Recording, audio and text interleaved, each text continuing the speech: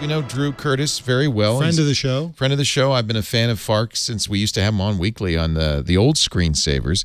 And he's pretty upset.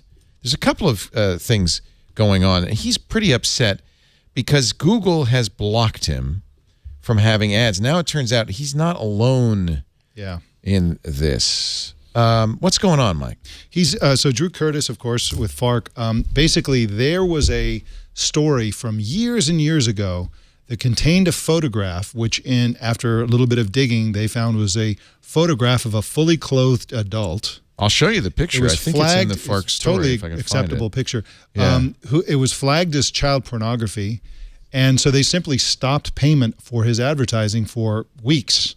It was and automated. this is during a bad year for Fark, and they really needed it at the end of the year, and they just turned off the tap. And it took Fark a long time to even get through to Google on this whole question. And when they finally got through and were communicating with Google, Google said, well, you had the pedo bear logo also present, and therefore we considered it child pornography. Pedo bear is some kind of teddy bear that is, I guess, trolls or whatever use to associate with child pornography. Anyway, there was no child pornography. They did nothing wrong, but they basically it was an adult actress in the photo. It was not, you know. Yeah, but they essentially accused Fark of committing a horrendous felony and cut off all the money, and Google was completely wrong, and it took forever for them to, and Drew Curtis goes on this, given that that's their business, I mean, fundamentally, and I agree with Drew Curtis on this, fundamentally, any business should take care of their customers. Google's customers are the advertisers. Tell that to Silicon Valley.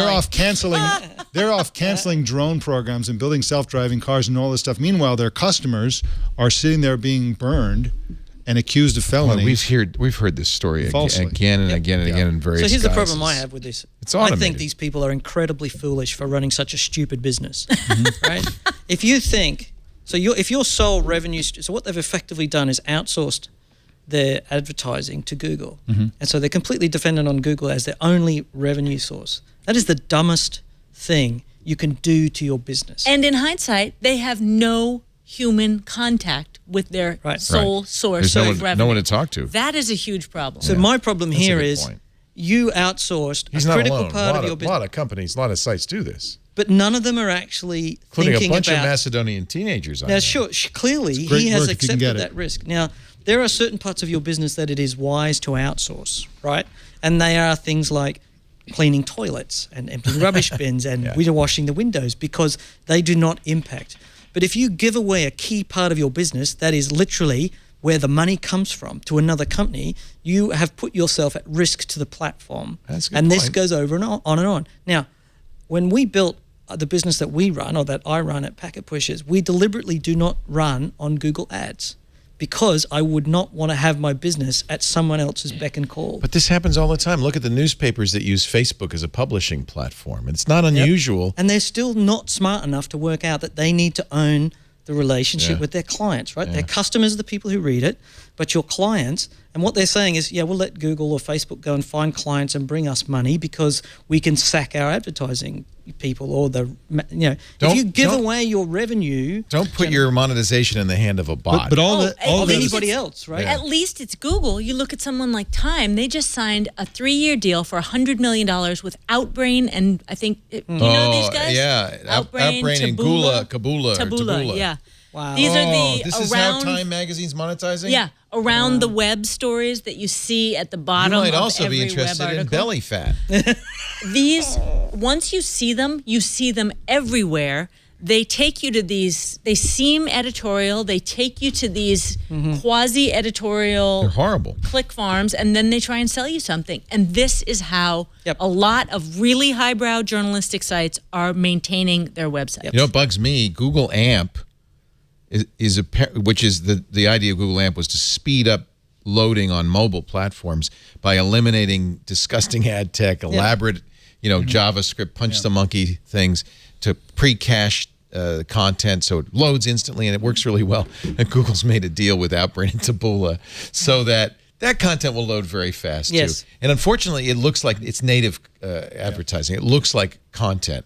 and it's just going to fool more people, and it's just crapped up. The New York Times is one of the only sites that does this right, in that they have an in-house creative team that creates their own native content, and that's the way to run. So here's my problem: is we've seen this so many times. These people literally outsource their revenue to somebody else. And then they get into a mindset of, it's because I write content on the internet, it's my privilege to make money. I don't have to think about how my money...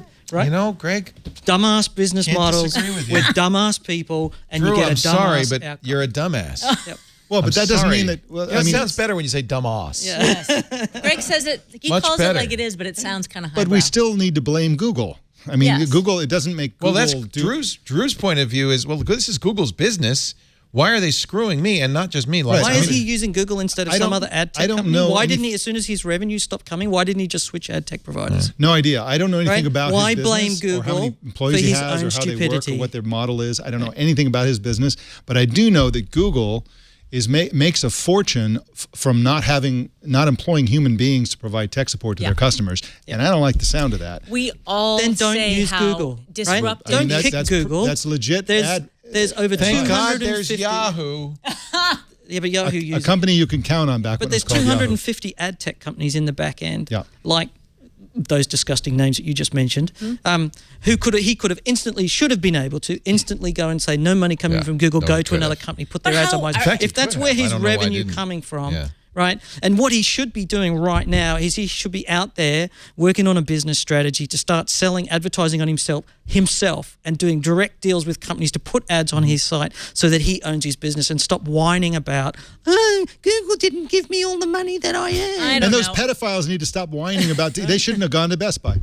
I just think there's also a point that's much larger here, which is we talk about how disruptive and amazing technology is until you have a customer service complaint. Yep. And then you have zero recourse except to go sound like a whiny bitch on Twitter. Yep. And that was the funniest thing from the interns, or the internship, the comedy about Google, where they got put on Gmail tech support. And I saw that in Silicon Valley. Everybody burst out laughing.